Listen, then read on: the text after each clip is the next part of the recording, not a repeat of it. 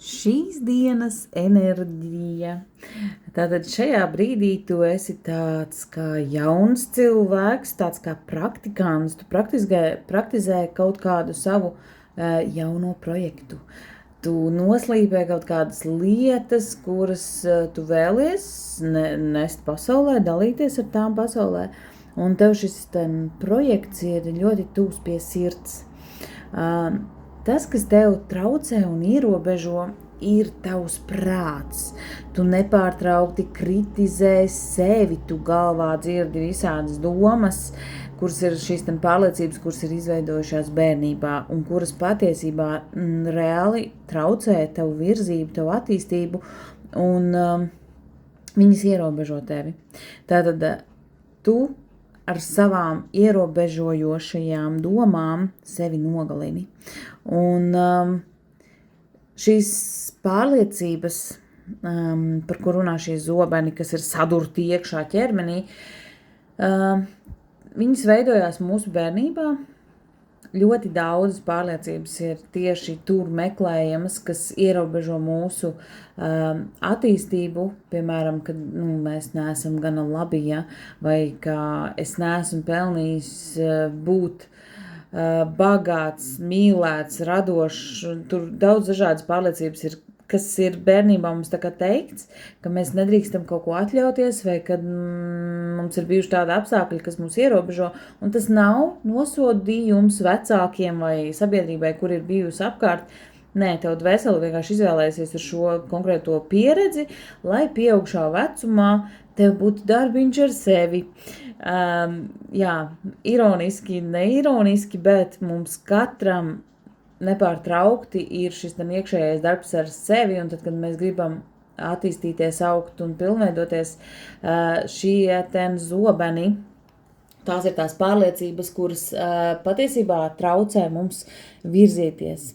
Un kā mēs varam, ko mēs varam tā kā mainīt, uzlabot un darīt, tātad mēs varam iegūt patiešām reālas zināšanas, tātad atpazīt šo pārliecību, kura mani ierobežo, un viņu pārvērst, ieinstalēt pozitīvu pārliecību. Tātad, ja man ir pārliecība, ka es esmu jauns un es tādēļ nedrīkstu kaut ko darīt, vai ka es dodos kaut kādā jaunā biznesā, kas man ir tikko sākts, un es kaut ko nedrīkstu, man kaut kas nav iespējams, iespējams tā ir naudas prasīšana lielāka summa, tātad mēs saprotam, ka tas ir stāsts par mūsu ierobežojošo domāšanu, un tad, kad mēs to saprotam, mēs atrodam to konkrēto lietu, kura tā kā traucē virzīties, ja tas ir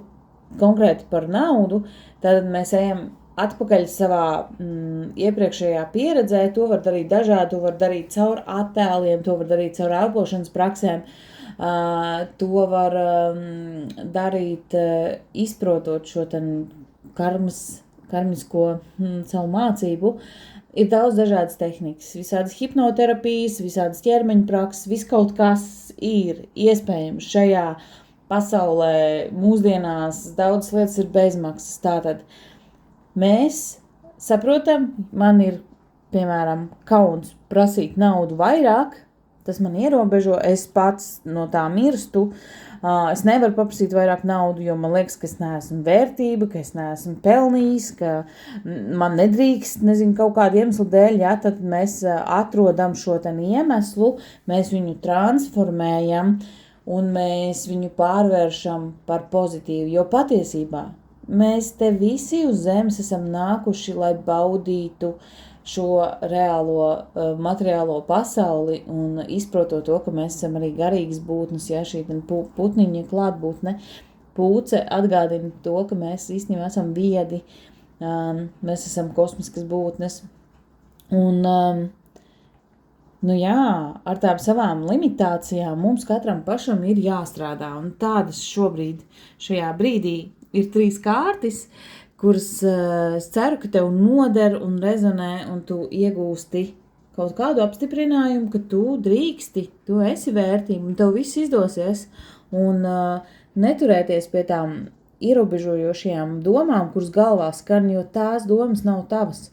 Tu viņas esi dzīves laikā vienkārši ieguvis, lai tad, kad tu izaugtu, tu varētu ar viņām atkal strādāt.